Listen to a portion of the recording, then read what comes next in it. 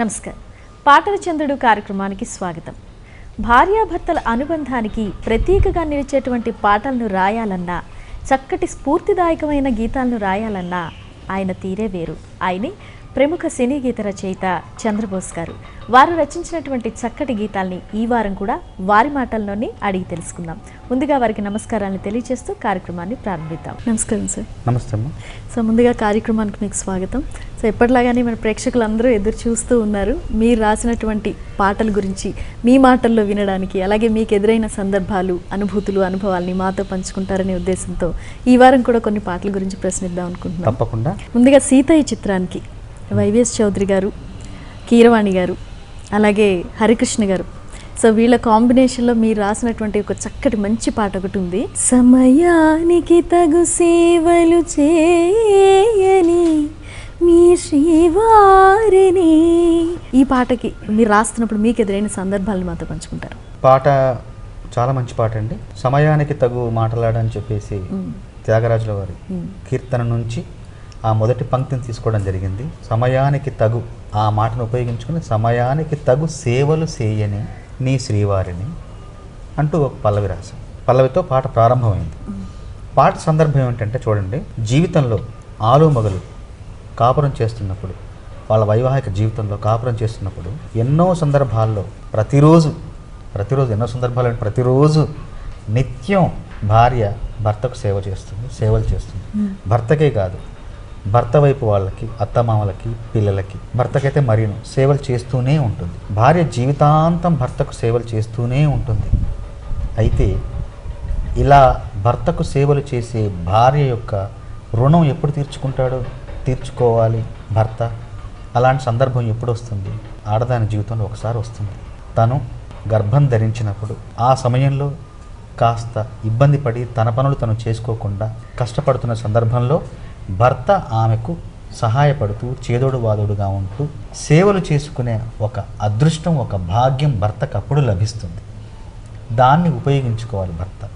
ఉపయోగించుకున్నవాడే మంచి భర్త. ఈ సినిమాలో ఒక సందర్భం వచ్చింది ఏంటంటే, సౌందర్యకి గర్భం వచ్చినప్పుడు కొంచెం నిండు చూలాలిగా ఉన్నప్పుడు తన పనులు తను చేసుకోకుండా ఇబ్బంది పడుతున్న తరుణంలో భర్త హరికృష్ణ గారు వచ్చి అన్ని పనులు చేస్తూ, ఇన్నాళ్ళు నువ్వు నాకు సేవలు చేశావు, కనీసం ఇప్పుడైనా నిన్ను సేవించుకునే ఆ భాగ్యం నాకు కలిగించు అని చెప్పి, సమయానికి తగు సేవలు చేయని నీ శ్రీవారిని, ఇన్నాళ్ళుగా శ్రమించిన ఇల్లాలిని ఇక సేవించని ఈ శ్రీవారిని. ఒక అభ్యర్థన, ఒక విన్నపం.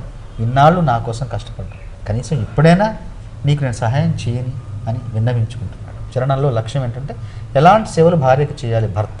ఇప్పుడు నిజానికి ఈ పాట రాసే సమయానికి నా అనుభవం కానీ, నాలో ఉన్న పరిపక్వత కానీ, ఈ పాట నేను రాయగలనా అని చిన్న చిన్న సందేహాలు ఉండొచ్చు కీరవాణి గారికి కానీ, వైవిఎస్ చౌదరి గారికి కానీ ఆ సందేహాలకు మించి నమ్మకం నా మీద వాళ్ళకు ఉంది. నన్ను పిలిచి ఇదే సందేహాన్ని వ్యక్తం చేస్తూ, అయినా కూడా మాకు నమ్మకంగా ఉంది, మీకు ఉన్న అనుభవం సరిపోతుందో లేదో తెలియదు, కానీ మీకున్న నేర్పు, చాకచక్యం, మీకున్న ఆసక్తి తప్పకుండా ఆ సందేహాన్ని తొలగింపజేస్తుందని మాకు అనిపిస్తుంది, మీరు ప్రయత్నించండి అని కీరవాణి గారు, చౌదరి గారు చెప్పడంతో పల్లవి పూర్తి చేసి చరణంలో రాయడం మొదలెట్టాను. కీరవాణి గారు చరణానికి బాణి ఇవ్వలేదు. మీరు రాయండి, ఎలా రాస్తారో చూద్దాం. అప్పుడు ఒక్కసారి నిజంగా ఇంటికి వచ్చి నా భార్యను గుర్తు చేసుకున్నాను. నా భార్య నా కోసం ఎంత తపన పడుతుంది, ఎంత కష్టపడుతుంది, ఎంత ఆతృతగా నాకు పనులు చేస్తుంది ఆలోచించుకొని, అప్పటికే అంటే బాబు పుట్టేశాడు. నిజానికి నేను చేయలేదు, నా భార్యకి చేయాల్సి వస్తే కనుక ఏ విధంగా చేసేవాడిని ఒక్కసారి నేను ఆ పాత్రలోకి వెళ్ళి లీనమై నేనే ఆ పాత్రగా మారిపోయి ఆలోచించుకొని చరణం రాయడం మొదలెట్టాను. నాకు నువ్వు నీకు నేను అన్న తీపి మాటతో చెవిలోన గుసగుసల చిలిపి వలపు పాటతో శ్రీమతికి జరిగేను సుప్రభాత సేవ. భగవంతుడికి, దేవుడికి ఎలాంటి సేవలైతే చేస్తారో అలాంటి సేవలే భార్యకు చేయాలి. సుప్రభాత సేవ భార్యకు చేసే సుప్రభాత సేవ ఎలా ఉండాలి?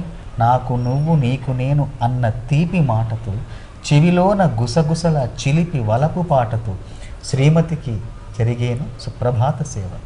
తర్వాత బంగారు నగలమించు బాహుబంధాలతో చలువ చందనాలమించు చల్లని నా చూపుతూ అర్ధాంగికి జరిగేను అలంకార సేవ. భగవంతుడికి అలంకార సేవ అంటే ఒకటి జరుగుతుంది దేవుడికి. భార్యకి ఎలాంటి అలంకార సేవ చేయాలి, అర్ధాంగికి ఎలాంటి అలంకార సేవ చేయాలి అంటే బంగారు నగలను మించు, బంగారు నగలతో చేయక్కర్లేదు, బాహుబంధాలతో ఒక ఆలింగనం చేసుకుంటే అదే ఆభరణం కంటే గొప్ప. భర్త నిండు మనసుతో భార్యను దగ్గర తీసుకొని ఒకసారి కౌగిలించుకుంటే అది కోటి కోటి బంగారు ఆభరణాల కంటే మించిన ఒక ఆభరణం, అదే ఆ ఆలింగనం అనేది. బంగారు నగల మించు బాహుబంధాలతో చలువ చందనాల మించు చల్లని నా చూపుతో. భార్య అలంకరించుకునేది ఎందుకోసం? భర్త చూడటం కోసం, భర్త చూపు కోసం, భర్త చూపును మైమర్పింప చేయడం కోసం భార్య అలంకరించుకుంటుంది. అయితే భర్త చూపు కోసమే కదా, అప్పుడు నేనే నా చూపుతో నీకు అలంకారం చేస్తా అంటున్నాడు. తల్లిలోని బుజ్జగింపు కలిపిన ఈ బూవతో తండ్రిలోని ఊరడింపు తెలిసిన ఈ చేతితో నా పాపకు జరిగేను నైవేద్య సేవ, నైవేద్య సేవ. తల్లిలోని బుజ్జగింపు కలిపిన ఈ చేతితో నాన్నలోని ఊరడింపు తెలిసిన బువ్వతో నా పాపకు జరిగేను నైవేద్య సేవ. అంటే భార్యని కూడా, భార్యలో కూడా పసిపాపను చూడటం, తన పాపకు జన్మనిచ్చే భార్యలో పాపను చూసుకోవటం. అంటే అలాంటి భర్త ఈ పాత్ర, భర్త పాత్ర. ఆ పాత్రకి తగిన వచ్చరికి కలతలేని లోకంలో దిష్టి పడని దీవిలో చెడు చేరని చోటులు ప్రశాంత పర్ణశాలలో ఈ కాంతకు జరిగేను ఏకాంత సేవ. ఈ కాంతకు జరిగేను ఏకాంత సేవ. ఎక్కడ ఏకాంత సేవ జరుగుతుంది? ఈ కాంతకి కలతన్నదే లేని లోకం, దిష్టి పడని, దిష్టి తగలని దీవిలో అంత రక్షణ, అంత భద్రత కలిగిన ప్రదేశం అది. చెడు అన్నది చేరని చోటులో, ఆ దీవిలో మళ్ళీ చెడు చేరని చోటులో, మళ్ళీ ఆ చోటులో ఎక్కడ? ప్రశాంతమైన పర్ణశాల. పర్ణశాల అంటే ఎంత ప్రశాంతంగా ఉంటుంది. అలాంటి ప్రశాంతమైన ఏకాంతమైన ప్రదేశంలో ఈ కాంతకు ఏకాంత సేవ జరుగుతుంది. జరిగిన తర్వాత ఏంటి? అనుబంధమే బంధువై మమతలి ముత్తైదువలై ఆనంద బాష్పాలి అనుకోని అతిథులై సీతమ్మకు జరిగేను సీమంతపు సేవ. ఈ సీత ఇంట్లోంచి వచ్చింది, ఇంట్లోంచి తీసుకొచ్చాడు. ఈ సీతకు తనే అన్నీ, ఆవిడకి అన్ని తనే. వాళ్ళ వైపు నుంచి ఎవరు లేరు, తల్లిదండ్రి ఎవరు లేరు, వాళ్ళంతా దూరంగా ఉన్నారు. భర్తే అన్నీ అవుతున్నాడు, అత్త మామ తల్లిదండ్రి అన్ని భర్తే. అప్పుడు అలాంటి సమయంలో సీమంతపు సేవ ఎలా చేస్తున్నాడు? మన దగ్గరికి ఎవరు రారు, మనం ఎవరిని ఆహ్వానించలేము. అలాంటి స్థితిలో మనం ఉన్నాం. అనుబంధమే, మన ఇద్దరి మధ్య ఉన్న అనుబంధమే మనకు వచ్చే బంధువు. నేను నీపై చూపించే మమతలే మన ముత్తైదువులు. ఇలాంటి పేరంటంలో అనుకోకుండా నా కళ్ళలోంచి జారే అశ్రు కణాలే, అనుకోకుండా వచ్చే ఆనంద బాష్పాలే, వాళ్ళే అతిథులు.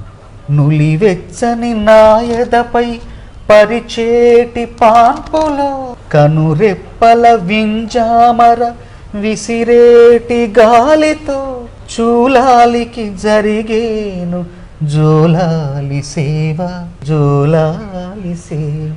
నిండు గర్భిణి చూలాలంట. ఆ గర్భిణికి ఎక్కడ పడుకోబెడతాను? హంసతూలిక తల్ప మీద కాదు, ఇంకెక్కడో మెత్తని పరపుల మీద కాదు, నులివెచ్చని నా ఎదపై, అదే నీకు పరుపు. నా ఎదపై పడుకోబెట్టి నా కనురెప్పలు వింజామర విసురుతున్న గాలితో నీకు జోలాలి సేవ చేస్తా. భర్త భార్యకి సేవలు చేసే క్రమం ఇది. అద్భుతం. అసలు అంటే మీరన్నట్టు మీరు అనుభూతి చెంది రాసిన పాట అన్నారు ఇది. నిజంగా అంటే మీరు ఆ సమయంలో మీరు సేవలు చేయలేకపోయాను, కానీ చేస్తే ఏ విధంగా ఉంటుంది అనే అంటే ఇప్పుడు నిజంగా నా వయస్సు, నా అనుభవం, నా విద్యార్హతలు అవన్నీ పక్కన పెడితే ముందు ఒక పాట రాయడానికి కానీ, ఒక పాత్రలోకి ప్రవేశించి మనం ఆ పాత్ర యొక్క మనస్తత్వాన్ని మనం తెలుసుకోవడానికి కానీ మనకేం కావాలంటే ముందు ఒక అత్యంత ఇష్టం కావాలి. ఇలాంటి బాధ్యతాయుతమైన పాట నా చేత రాయించడం అనేది వాళ్ళకు ఎలా వచ్చిందో ఆ తలంపు చౌదరి గారికి, కీరవాణి గారికి, వాళ్ళకి మనస్ఫూర్తిగా నమస్కారాలు తెలియజేస్తున్నాను. మంచి మార్కులతోనే పాస్ అయ్యాను అనుకుంటున్నాను. ఆ పరీక్షను నేను పాస్ అయ్యాను. తర్వాత ఈ పాటను అద్భుతంగా విజయ్ యేసుదాస్ గారు పాడారు. ఇప్పుడు చరణం మిమ్మల్ని రాసేయమన్నారు, తర్వాత బాణీ చేస్తారు కీరవాణి గారు. అయితే మీరు చరణం రాసి కీరవాణి గారికి చూపించిన తర్వాత ఆయన స్పందన ఏ విధంగా ఉంది చంద్రబోస్ గారు? పాట అంతా రాసిన తర్వాత ఒక్కసారిగా బంగారు నగల మించు బాహుబంధాలతో తానాన నాననాన తాననా నాననో అర్ధాంగికి జరిగేను అలంకార సేవ ఉంది. ఇక్కడ మధ్యలో ఒక తానాన ఉంది కదా, అది లేదు. అది ఒక గంట సేపు ఆలోచించి చెప్పాను. బంగారు నగల మించు బాహుబంధాలతో చలువ చందనాల మించు చల్లని నా చూపుతో అర్ధాంగికి జరిగిన అలంకార సేవ అనగానే కీరవాణి గారు ఒక్కసారిగా చలువ చందనాల మించు చల్లని నా చూపుతో నన్ను షేక్స్పియర్తో పోల్చారు కీరవాణి గారు. ఇది నిజం. కోదండపాణి రికార్డింగ్ థియేటర్లో ఈ మార్పు చేసిన వెంటనే కీరవాణి గారు ఒక్కటేసారి అన్నారనమాట, చలువ చందనాల మించు చల్లని నా చూపుతో అన్న మాట మామూలు కవిత్వం కాదండి, ఇది ఉత్కృష్టమైన కవితా పంక్తి. ఇది షేక్స్పియర్ గుర్తొచ్చారు, అంత గాఢత ఉంది ఈ పంక్తిలో. తర్వాత చౌదరి గారికి విపరీతంగా నచ్చిన వాళ్ళ పంక్తులు, అనుబంధమే బంధువై మమతలు ముత్తైదువలై ఆనంద బాష్పాలే అనుకోని అతిథులై అన్నది ఒకసారిగా అంటే ఆత్రేయ గారిని గుర్తు తీసుకొచ్చారని చెప్పేసి ఆయన పొగట్టడం.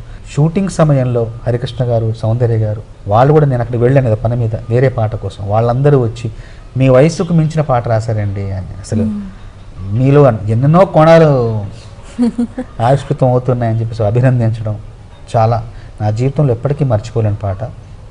ఇది తెలుగు మహిళా మూర్తులకు అందరికీ అంకితం చేస్తుంది. ఈ పాట ఒక ఎత్తు అయితే, ఇప్పుడు నేను అడగబోయి మిమ్మల్ని అడగబోయే పాట ఇంకొక కోణం అనమాట. అది ఠాగూర్ చిత్రంలో మన మెగాస్టార్ చిరంజీవి గారు నటించారు, అలాగే వివి వినాయక్ గారు దర్శనం. ఠాగూర్ అనగానే అందరికీ గుర్తొచ్చేటువంటి పాట, మీకు ఈ పాటకి అర్థమైపోయి ఉంటుంది ఏ పాట. కొడితే కొట్టాలిరా సిక్స్ కొట్టాలి, ఆడితే ఆడాలిరా రఫ్ ఆడాలి. ఈ పాట రాస్తున్నప్పుడు మీకు ఎదురైన సందర్భాలు, ఎందుకంటే ఇది చాలా మంచి మోటివేషనల్గా ఉంటుంది ఈ పాట, కాబట్టి ఈ పాట గురించి ఒకసారి తెలియజేస్తాను. అంటే పాటలో రెండు రకాలు ఉన్నాయండి. పూర్తిదాయకమైన గీతాల్లోనే రెండు రకాలు ఉన్నాయి. పూర్తినివ్వడానికి రెండు మార్గాలు ఉన్నాయి. ఆ రెండు మార్గాలు ఏంటంటే, ఒకటి బరువైన పదాలతో భారమైన భావజాలంతో శ్రోతని ఒక గంభీరమైన స్థితిలోకి తీసుకెళ్ళి అతనిలో కొత్త శక్తిని నింపడం అన్నది ఒక పద్ధతి. చాలా తేలికైన మాటలు, సున్నితమైన భావాలు, మనం నిత్య జీవితంలో మనం చూసే వస్తువులు, శిల్పం తీసుకువెళ్ళి ప్రేక్షకుడికి హాయిగా ఒక స్నేహితుడిలాగా కరచాలనం చేసి వెనుతడుతూ స్ఫూర్తిని నింపే పాటలు ఇంకొకటి అన్నమాట. సున్నితమైన మాటలతో, చిన్న చిన్న పదాలతో, మనం నిత్యం చూసే వస్తువులతో పోలుస్తూ కర్తవ్య బోధ చేసిన పాట కొడితే కొట్టాలిరా సిక్స్ కొట్టాలి. మనం చూస్తున్న క్రికెట్ అంటే చాలా మందికి ఇష్టం.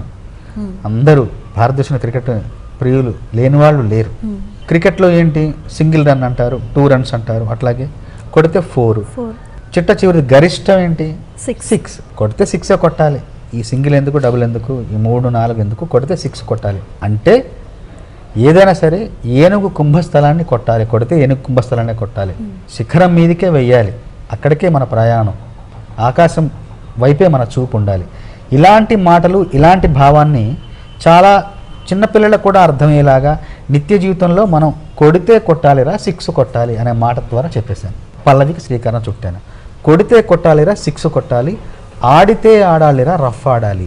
ఈ రఫ్ ఆడాలి అనే మాట మటుకు చిరంజీవి గారు అంతమంది సినిమాలో చెప్పారు. రాసే ముందు అన్నారు, నేను చాలా సందర్భాల్లో నా సినిమాలోని మాటలు ఇందులో వాడితే నేను చాలా సందర్భాల్లో సినిమాలు, నా పాత సినిమాల్లో చెప్పిన ఒక డైలాగ్ ఇందులో చెప్తే బాగుంటుంది అని చెప్పగానే రఫ్ ఆడాలి ఉంది కదండి, అది కొంచెం అందరికి నచ్చిన మాట, బాగా ప్రజాదరణ పొందిన మాట అనగానే అది వాడదామంటే ఎలా ట్యూన్లో ఎలా వస్తుందని చెప్పాను. కొడితే కొట్టాలిరా 6 కొట్టాలి, ఆడితే ఆడాలిరా రఫ్ ఆడాలి.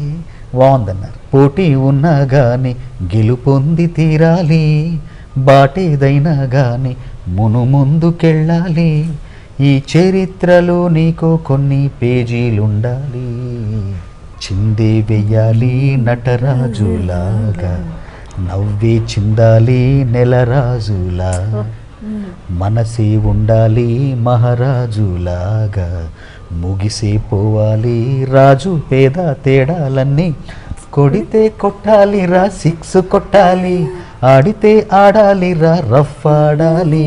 బాటేదైనా కానీ ముందుకెళ్ళాలి, పోటీ ఉన్నా కానీ గెలుపొంది తీరాలి, ఈ చరిత్రలో నీకో కొన్ని పేజీలు ఉండాలి. చరిత్ర చదవడమే కాదు, చరిత్ర కూడా సృష్టించాలి. ఆ చరిత్రలో మనకంటూ కొన్ని పేజీలు మనం కేటాయించుకోవాలి. అదే సాధకుడి లక్షణం అంటూ చిందే వెయ్యాలి నటరాజులాగా. అంటే ఎప్పుడు ఏడుస్తూ బాధతో దిగులుతో శోకతప్త హృదయంతో ఉండడమే కాదు, చిందెయ్యాలి, నటరాజులాగా చిందెయ్యాలి, శివతాండవం చేయాలి, నవ్వే చిందాలి నెలరాజులాగా. మనసే ఉండాలి, మహారాజు లాంటి మనసు ఉండాలి, దాతృత్వం, ధీరగుణం అలాంటి మనసు ఉండాలి, ముగిసిపోవాలి రాజు పేద తేడాలన్నీ.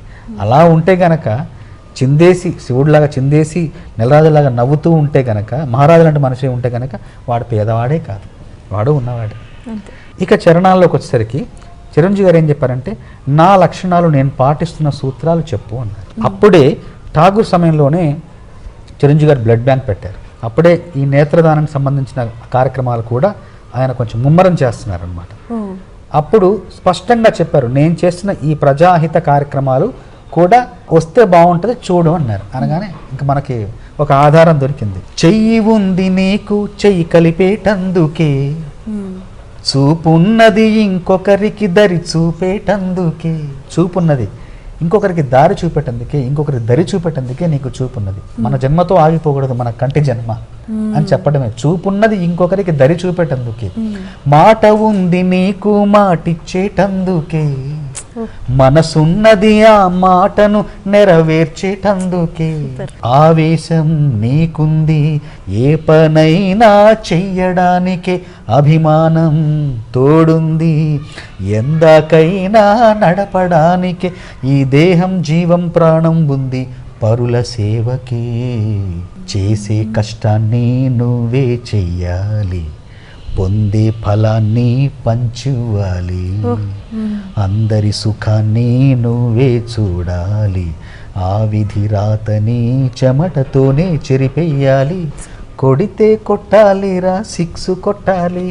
అంటే చెమటతో నుదిటి రాతను మార్చేయాలని చెప్పేసి అనే భావం పునరుక్తి మౌనంగా ఎదగని పాటలో కూడా 2వ చరణంలో వచ్చింది. చేసే కష్టాన్ని నువ్వే చెయ్యాలి, పొందే ఫలాన్ని పంచివ్వాలి, నలుగురికి పంచివ్వాలి, అందరి సుఖాన్ని నువ్వే చూడాలి, ఆ విధిరాతని చెమటతోనే చెరిపెయ్యాలి అనేది మొదటి చరణంతో పూర్తింది. 2వ చరణంలో చిరంజీవి గారికి ఉన్న లక్షణాలు చెప్పాను. మొదటి చరణంలో చిరంజీవి గారి సేవా కార్యక్రమాలు చెప్పాను.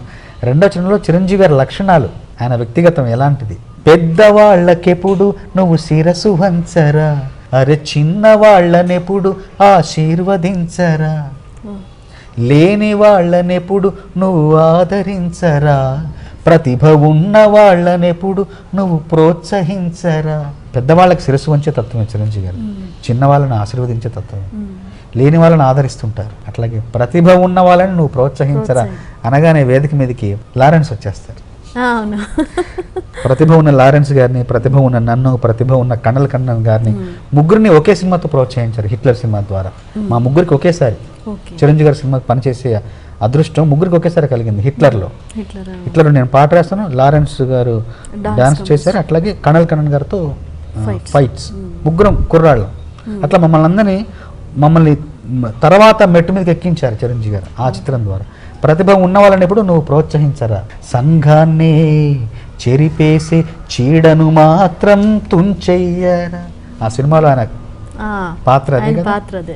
సంఘాన్ని చెరిపేసే చీడను మాత్రం తెంచెయ్యరా, ఈ ఆశాజీవి చిరంజీవి సూత్రమిదేరా. చిరంజీవి గారికి ఆశాజీవి అని పెట్టాను. ఈ ఆశాజీవి చిరంజీవి సూత్రమిదేరా అంటే జనాలందరూ గోల ఇంకా చప్పట్లు, ఈరలు, కేరింతలు. తర్వాత ఏంటి, దేవుడు పంపిన తమ్ముళ్ళే మీరు. తన అభిమానులను ఉద్దేశించి పాడుతున్నారు. ఇన్ని చెప్పి ఇలా చెయ్యాలి, ఇలా ఉండాలి, ఇలా సాధించాలని చెప్పి ఎవరికి చెప్తున్నారు? అభిమానులకు, ప్రేక్షకులు చెప్తూ, ముఖ్యంగా అభిమానులను ఉద్దేశించి దేవుడు పంపిన తమ్ముళ్ళే మీరు, రక్తం పంచిన బంధం మీరు. ఈ మాట చిరంజీవి గారు చెప్పారు. రక్తదానం చేస్తున్నారు చాలామంది, రక్తం పంచిన బంధం అనేది రక్తబంధం అని చెప్పండి అంటే, దేవుడు పంపిన తమ్ముళ్ళే మీరు, రక్తం పంచిన బంధం మీరు, చుట్టూ నిలిచిన చుట్టాలే మీరు, నన్నే చూపిన అద్దాలంటే మీరే. నన్ను చూపే అద్దం మీరు. నన్ను చూసుకోవాలంటే మిమ్మల్ని చూస్తే మీలో నేనే కనబడుతున్నాను. అంటే నా తాలూకు వ్యక్తిత్వం, నా తాలూకు పనులు, నా తాలూకు ఉద్దేశాలు, నా సిద్ధాంతాలన్నీ మీలో ఉన్నాయి. నేను మిమ్మల్ని చూస్తుంటే నాకు నేనే కనబడుతున్నాను. నా అద్దాలు మీరు, నన్నే నాకు చూపిన అద్దాలంటే మీరే. కొడితే కొట్టాలిరా 6 కొట్టాలి. ఇలా ఈ పాట అత్యంత ప్రజాదరణ పొందిన పాట ఇది నా జీవితంలో. ఈ పాట విన్నప్పుడు ప్రేక్షకుల స్పందన మీరు తెలియజేశారు. అయితే చిరంజీవి గారి స్పందన ఏ విధంగా ఉంది చంద్రబోస్ గారు? చిరంజీవి గారి స్పందన అంటే నిజంగా ఈ పాటను యుద్ధ ప్రాతిపదిక మీద రాయాల్సి వచ్చిన పాట ఇది. ఎందుకంటే బాణీ సిద్ధంగా ఉంది, రామోజీ ఫిల్మ్ సిటీలో ఒక ఫ్లోర్ సిద్ధంగా ఉంది, లారెన్స్ మాస్టర్ సిద్ధంగా ఉన్నారు, దాదాపు 200 మంది డాన్సులు సిద్ధంగా ఉన్నారు. ఎల్లుండి షూటింగ్, పాట సిద్ధంగా లేదు. అప్పుడు అర్జెంటుగా నన్ను చిరంజీవి గారు పిలిచారు. చిరంజీవి గారు పిలిచి బాణీ ఇచ్చి, బోస్ నాకు చాలా అర్జెంట్ ఈ పాట, ఎల్లుండి షూటింగ్ ఉంది, నువ్వు ఒక్కరోజు ఆలస్యం చేసినా కూడా బోలెడంత డబ్బు వృధా అయిపోతుంది, డాన్సర్లు వెయిటింగ్లో పడిపోతారు, ఆ ఫ్లోర్ అంతా వృధా అయిపోతుంది, కాబట్టి యుద్ధ ప్రాతిపదికన ఈ పాట రాసి ఇవ్వనగానే తీసుకెళ్ళి రాత్రి రాసి పొద్దున్న తీసుకెళ్ళి వినిపించాను. అంతే, ఒక్క మార్పు లేదు. మద్రాసు టికెట్ వేసారు, వెళ్ళిపోమన్నారు, వెళ్ళి మణిశర్మ గారికి వినిపించాను. ఆయన కూడా అద్భుతంగా ఉందని వెంటనే రికార్డ్ చేసి, అప్పుడు శంకర్ మాధవన్ గారు పాడలేదు, అప్పుడు ఒక ట్రాక్ సింగర్ చేత పాడించి ముందు షూటింగ్ కానివ్వండి అని చెప్పి షూటింగ్ పంపించిన తర్వాత మళ్ళీ తీరిగ్గా శంకర్ మాధవన్ గారు పాడటం, ఇంకా ఆయన గళం తోడవడంతో పాట ఎక్కడికో వెళ్ళిపోయింది. సార్, ఈరోజు మన కార్యక్రమంలో 2 విభిన్న కోణాలకు సంబంధించిన పాటల్ని మన ప్రేక్షకులందరికీ వివరించారు. అందరి తరఫున మీకు ప్రత్యేకమైన ధన్యవాదాలు.